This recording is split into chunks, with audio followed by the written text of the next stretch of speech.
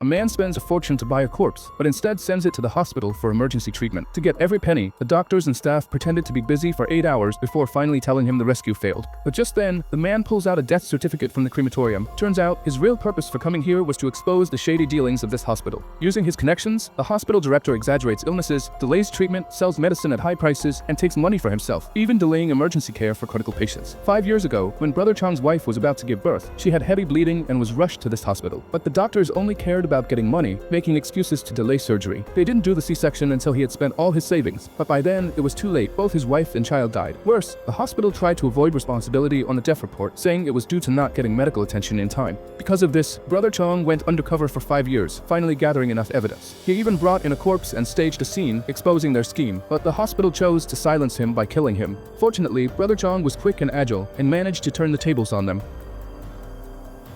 Afterward, he exposed everything to the media, demanding compensation for the victims. To keep things quiet, the hospital director paid 300 million in hush money. Brother Chong kept none of it. He gave it all to the victims' families. Although money can't heal the pain of losing a loved one, this was the best outcome Brother Chong could achieve. He immediately made all the evidence public, and the news sparked outrage among the people, who quickly surrounded the hospital so tightly that not even a drop of water could get through. When the director tried to escape by car, the furious crowd nearly overturned his vehicle. Unexpectedly, the director showed no remorse and even brazenly brandished a gun to intimidate the crowd, but he could never understand that the pain of loss had already made people fearless. In the end, he was beaten to death by the crowd and the hospital was shut down, proving that justice may be slow, but it never misses. Chong showed the world through his actions that justice may move slowly, but it will eventually knock on the door of every wrongdoer.